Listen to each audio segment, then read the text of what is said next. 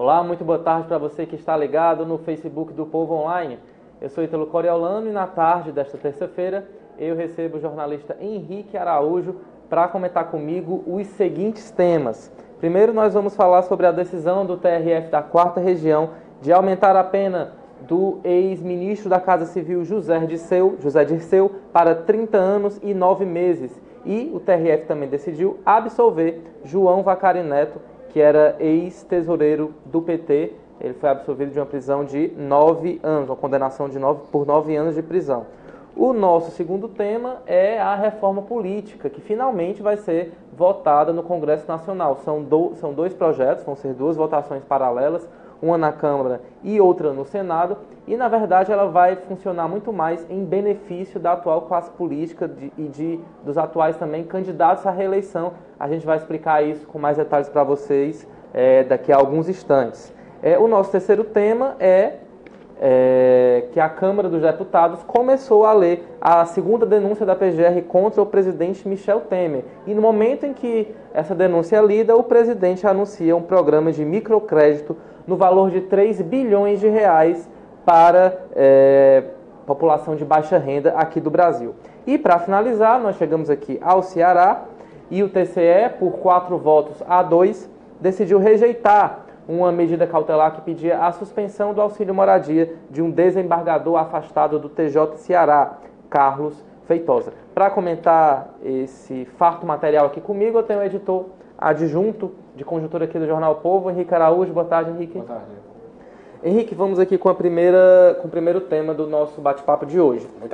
Muita coisa. Essa decisão do TRF, por um lado, ela aumenta, a condenação de José Dirceu. Sérgio Moro tinha previsto a condenação em 20 anos e 10 meses e o TRF acrescentou aí quase 10 anos a mais, ao mesmo tempo em que absolveu o João Vacari Neto, por não ter, pela Justiça, pelo Ministério Público Federal, não ter apresentado provas contundentes. Ele teria sido aí acusado de receber verbas desviadas da Petrobras em prol do PT. Essa decisão do TRF, o que ela pode falar sobre o futuro? Por exemplo, o ex-presidente Lula também foi condenado a 9 anos e 6 meses pelo juiz Sérgio Moro. Será que isso pode dar alguma esperança ao ex-presidente da República? O aspecto que interessa agora em relação às decisões do TRF4 é porque é por essa corte, por onde deve passar, por exemplo, deve tramitar em segunda instância as decisões que o juiz da 13ª Vara Federal de Curitiba, o Sérgio Moro, toma no âmbito da Lava Jato.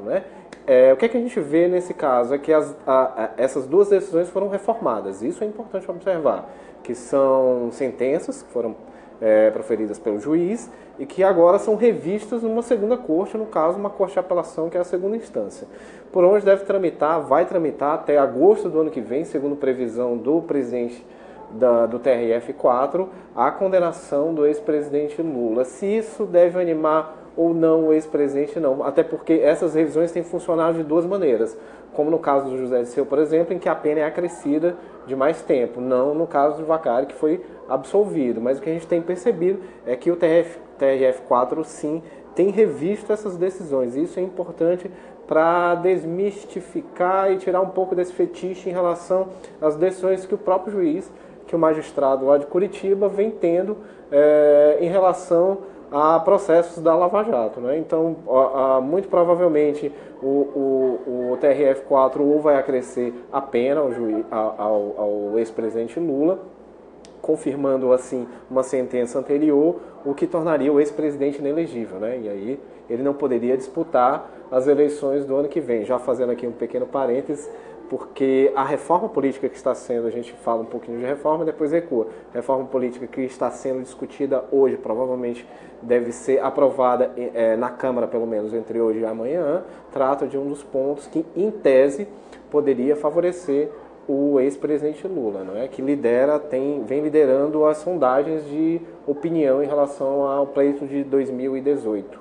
Agora, Henrique, ainda falando do ex-presidente Lula, ele apresentou à Justiça recibos de aluguel referente ao apartamento lá em São Bernardo, ao segundo apartamento, que a Lava Jato afirma que na verdade se trata de propina, que é a Odebrecht que teria financiado aquele apartamento. E dois desses recibos, eles apresentam falhas interessantes, com datas que não existem, 31 de junho e 31 de novembro, né? Ou seja, será que foi apresentado aí um material falsificado à Justiça, ao Ministério Público? Será que é mais um fato negativo a atrapalhar aí a vida do ex-presidente? São datas em documentos que são relacionados a contratos, supostos contratos de locação de imóvel, já que isso tem relação com o processo ao qual ele responde, né? Mais um processo. A gente lembrar que o ex-presidente responde, é alvo de pelo menos 5 processos, todos no âmbito da Lava Jato, e também na Operação Zelotes. Então, a defesa do ex-presidente diz que isso é só um detalhe, mas eu acho que politicamente é curioso e tem um desgaste muito grande, mostra uma certa fragilidade dos documentos que a defesa tem apresentado, e isso pode comprometer sim o andamento do processo, até torná-lo mais grave no caso, né? Porque a defesa, a gente tem que recordar que o ex-presidente tem feito uma defesa tanto no âmbito político quanto no jurídico. No jurídico, o futuro dele é um pouco complicado, né? Ele não tem, como ele responde a alvo, como eu já falei, de 5 processos, dificilmente ele vai atravessar esse tempo incólume, assim, para poder disputar as eleições do ano que vem. Já a batalha do campo político permite que ele use um arsenal de ferramentas aí muito mais vasto, né? E é nesse campo, por exemplo, que uma prova como essa, sendo falseada ou não, representa um desgaste muito grande para ele, para o ex-presidente. Né? Porque desmonta, só para retomar, desmonta uma linha argumentativa que o presidente vem utilizando de ser alvo de perseguição tanto do Ministério Público quanto de outros setores, imprensa, partidos ligados ao governo. Então, o que isso mostra é que a defesa tem muito que trabalhar em relação a esses pontos. Né? Principalmente porque o suposto dono do apartamento diz que nunca recebeu nenhum valor entre 2011 e 2015, né? Esses recibos com supostas falhas, né, são de 2014. Ou seja, ainda tem que se verificar também se a assinatura do suposto proprietário ela é real, ela é verdadeira ou não. Enfim, tem um processo aí longo que a gente vai estar acompanhando de perto e conversando aqui com vocês sobre ele. Só uma acréscimo é que hoje também o Marcelo Odebrecht apresentou 4 recibos que confirmam repasses de dinheiro para o Instituto Lula. Né? Então reais, são documentos, até que se prove o contrário, são documentos aí sem datas falsas. Né? O que também complicaria, somando-se aí a essas supostas comprovações que a defesa apresentou, que apresentam irregularidades com datas que não existem, não é? Complicaria ainda mais a vida do ex-presidente Lula. Henrique, saindo um pouquinho dessa questão do ex-presidente, falando de reforma política. Como eu falei agora há pouco, né, a Câmara e o Senado trabalham com projetos paralelos. Na verdade, não vai ser mais uma profunda reforma política, né, vai ser um arremedo aí para as eleições de 2018. E esse arremedo ele pretende muito mais beneficiar a atual classe política do que realmente promover mudanças profundas no nosso sistema eleitoral. Né, ele prevê, por exemplo, uma anistia aos partidos, né, por exemplo, se ele foi multado por algum problema nas contas de campanha, o valor dessa multa ela não vai para a Justiça Eleitoral, ela vai para a instância superior do próprio partido. Se foi PT municipal ou estadual, o valor vai para cima. Enfim, é uma verdadeira anistia aos partidos políticos, né, além de toda a questão do chamado fundo eleitoral, né, o novo fundo. Além de 1 bilhão que existe com o atual fundo partidário, eles querem criar outro fundo eleitoral no valor de 3 bilhões. E de onde é que viria esse dinheiro? Viria de emendas, né? Já se chega aí a um percentual de 30% das emendas parlamentares. Verba de gabinete. Né? Isso, verba de gabinete. E também de recursos que são utilizados na propaganda eleitoral dos anos que não tem campanha, né? Então isso iria acabar e o dinheiro iria para a campanha. É triste, né, Henrique? Ver que a classe política está aí mais uma vez trabalhando a seu próprio favor e não a favor do país. Isso. O que os deputados e senadores estão fazendo agora é tratar de assuntos infraconstitucionais, digamos assim, já que todos os pontos que poderiam alterar fundamentalmente a Constituição e que precisariam de um quórum qualificado, 2/3, tanto da Câmara quanto do Senado, fracassaram de forma irreversível, já que na semana que vem se esgota o prazo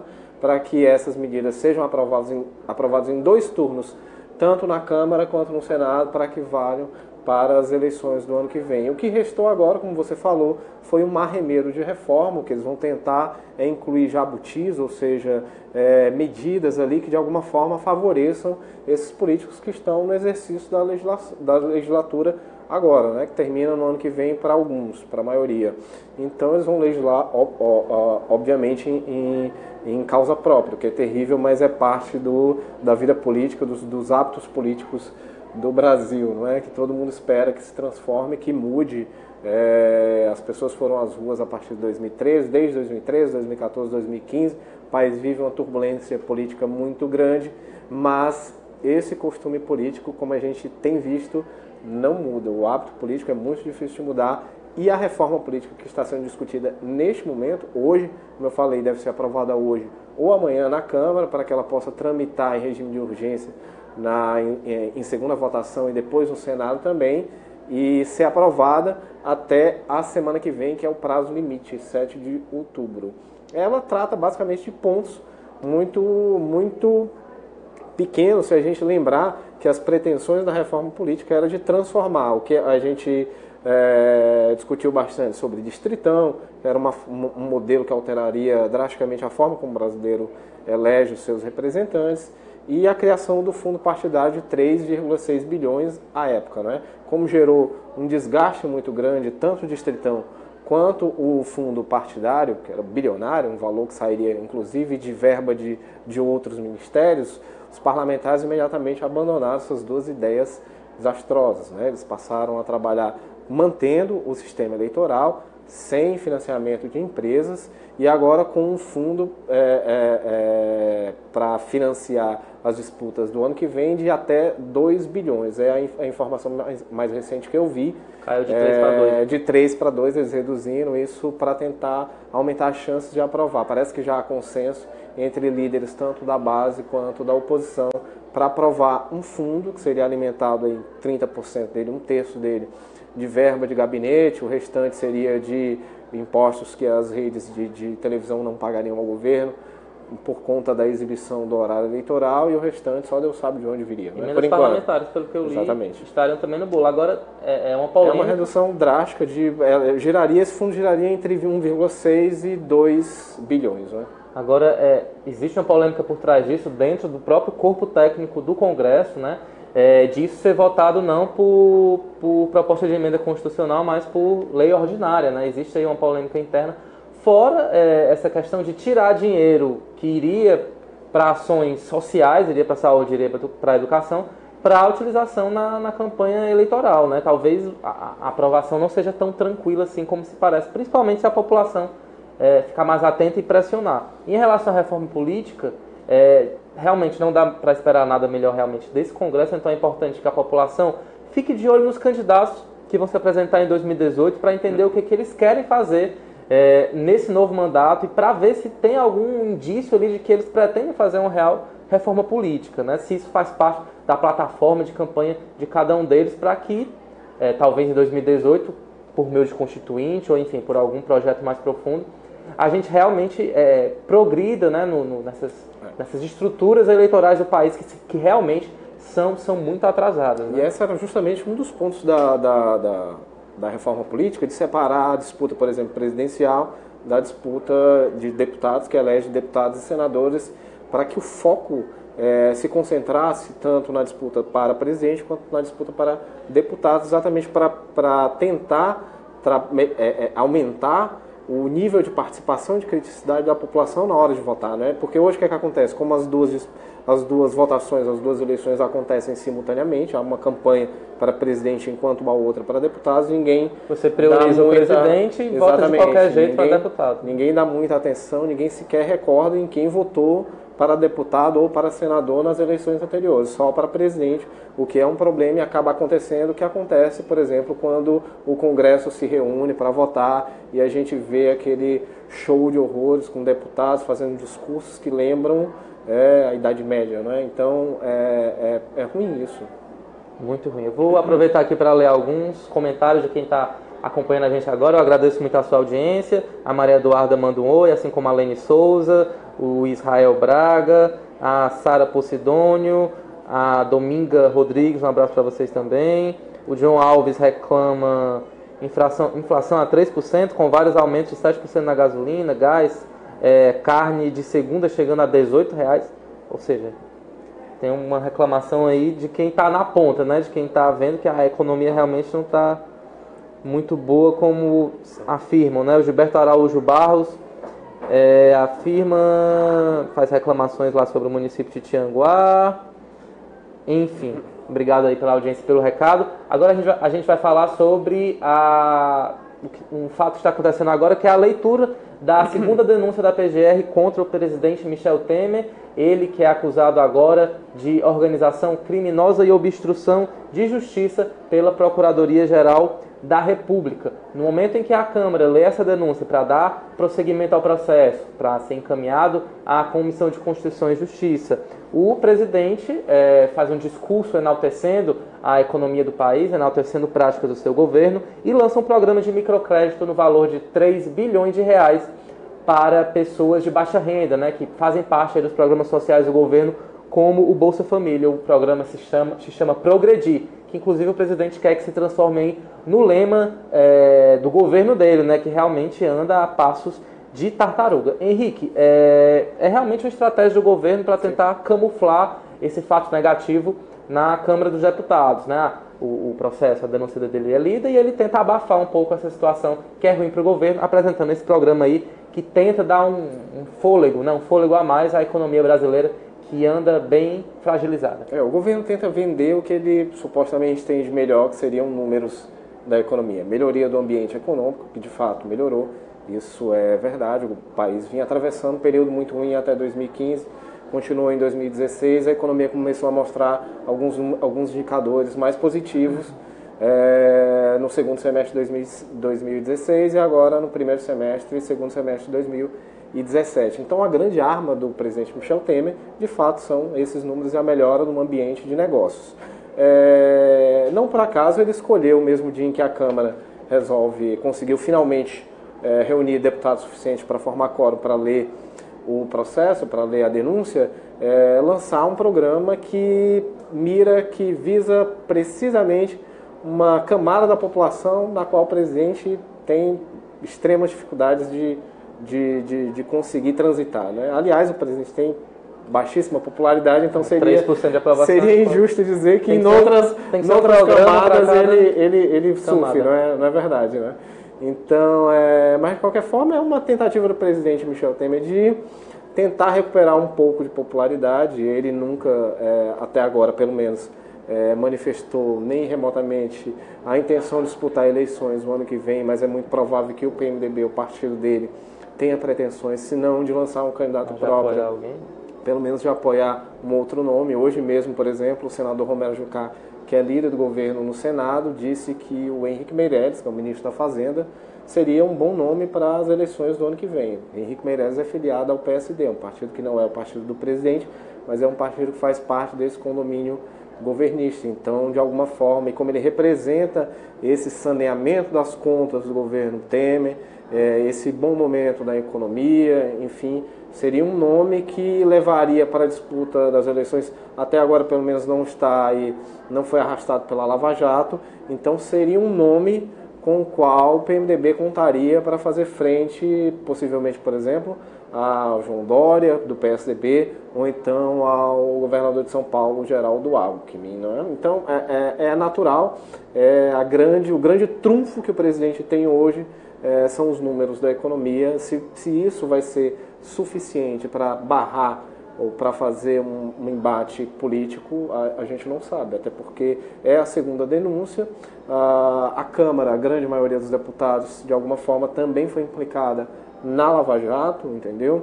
Os últimos episódios que marcaram a despedida do Rodrigo Janot, ex-procurador da República, desgastaram ainda mais a relação do Ministério Público Federal com o Legislativo, que já vivia em pé de guerra com o Judiciário, ou seja, hoje a denúncia caminha muito rapidamente para ser barrada, não é? O que abriria aí um caminho, uma via muito extensa para que o presidente Michel Temer possa chegar até o ano que vem com condições de, ele mesmo não disputando, influenciar na escolha de um nome do PMDB, como eu falei, ou de outro partido aliado do governo, para disputar as eleições, né? É curioso porque o nome do programa é Progredir, não é? Que faz relação direta com o lema da bandeira, da nossa bandeira, Ordem e Progresso. Lema esse que o governo já havia adotado no início da gestão do presidente Michel Temer. O governo, a gestão Temer, adotou tanto o símbolo da bandeira quanto a bandeira errada, né? Na época foi uma bandeira... Com estrelas a menos, uma versão antiga, com estrelas a menos, diria uma bandeira retrô, né? Com boa vontade. E o lema Ordem e Progresso, que passou a ser também o lema do governo. Hoje o Temer disse, em tom de brincadeira, não sei se foi a sério, aliás, ou se foi brincadeira, disse que iria adotar o Progredir como um lema do próprio governo, já que o Planalto vem trabalhando muito bem números na economia e tanto nos programas sociais, né? Ordem, por enquanto, a gente não veio, o progresso realmente vai bem devagar.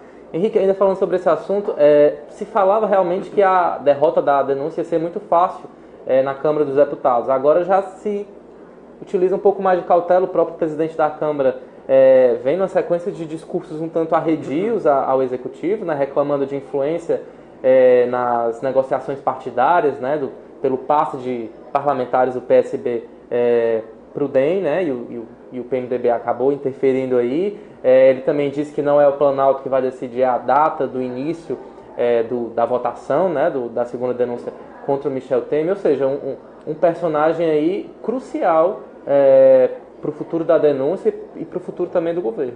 Eu acho que o Rodrigo Maia faz jogo de cena e faz aquilo que o presidente da Câmara tem que fazer agora, que é tentar mostrar alguma autonomia para depois repetir talvez o mesmo enredo que a gente já viu na rejeição da primeira denúncia, né? O governo trabalhou fortemente na CCJ, que é a primeira instância pela qual a denúncia passa na Câmara dos Deputados. A denúncia está sendo lida agora, concluída a leitura, ela é encaminhada à CCJ, que forma ali, escolhe um relator.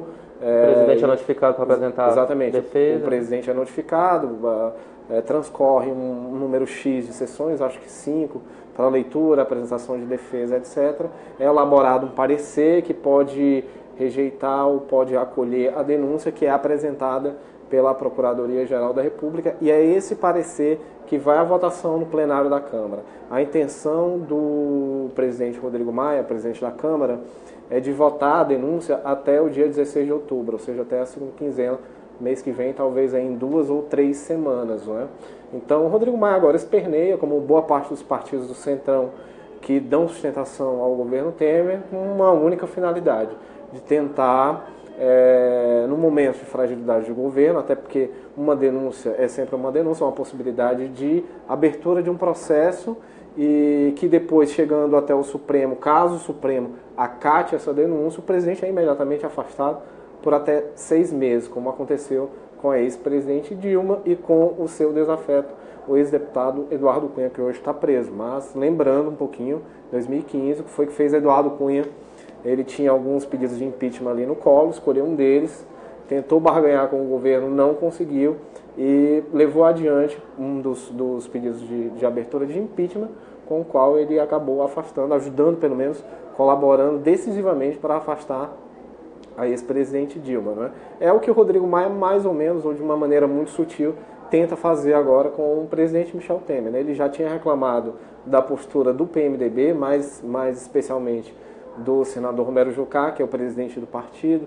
O PMDB andou filiando aí algumas figuras, alguns nomes que estariam também na mira do DEM, então por isso a insatisfação do Rodrigo Maia, e ele vem se queixando da forma como o PMDB está disputando o espaço político com o DEM, que também é um ator importante com vistas a 2018. Né? Então eu acho que tem um pouco de chororô, tanto por causa da disputa partidária, já com a cabeça nas eleições do ano que vem, como também reflexo da barganha política que se faz uma hora dessas para tentar conseguir cargo, para tentar conseguir emenda e mais dinheiro para os partidos, né, que andam sem dinheiro. Verdade. E lembrando que apesar desse esperneio, o presidente da Câmara acabou garantindo uma boa notícia ao governo Temer, né? Ele afirmou que a denúncia ela vai à votação como está, unificada, não vai ser fatiada. Existia aí uma dúvida, né, dentro da própria Câmara e uma pressão da própria oposição para que, cada personagem, cada membro dessa denúncia tivesse uma votação específica, né? No caso, o presidente Michel Temer e os ministros Eliseu Padilha, da Casa Civil, e Moreira Franco, da Secretaria-Geral da República. Mas não, vai todo mundo junto, né? Na avaliação do presidente da Câmara, como é um objeto só, como seria no caso 2 crimes cometidos pelo grupo, então vai todo mundo ser julgado pela Câmara, vai ser todo mundo julgado não, né? Vai ser, a admissibilidade vai ser avaliada em conjunto.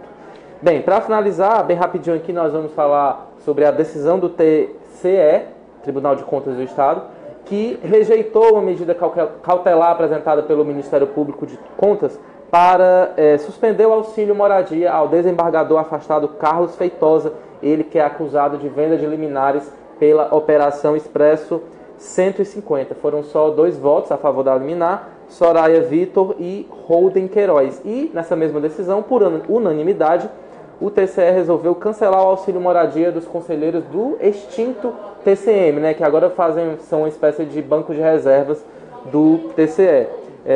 Henrique, então, pelo que se avaliou, o TCE pretende, nessa questão do auxílio moradia, ter uma decisão conjunta em plenário, digamos assim, mais calma, para que não possa haver nenhum tipo de questionamento. A gente pode observar 2 pontos aí. Um é o da prudência, que de fato o pleno TCE resolveu ganhar um pouco mais de tempo para analisar a concessão desses benefícios ao desembargador afastado Carlos Feitosa, foi alvo de uma operação, a Expresso 150, que apura venda de liminares, como o Ítalo falou, nos plantões aqui do Judiciário, um esquema que foi desmontado pela Polícia Federal a partir de denúncias do desembargador Gerardo Brígido, né, em 2015 ainda. Então, é o da prudência, né, e a gente espera que seja essa razão que está por trás da decisão do TCE, até porque ele rejeitou essa medida cautelar, mas também não foi tão positivo, não foi tão bondoso ao cortar o auxílio moradia dos conselheiros do TCM. O TCM que foi extinto e as suas funções passaram a ser incorporadas pelo Tribunal de Contas do Estado, né? Como ele falou, os conselheiros agora formam esse tipo de banco de reservas, né? Se surgir uma vaga, entra lá um conselheiro do TCM, pelo menos é assim que a gente também espera que as nomeações para o TCE aconteçam a partir de agora, né?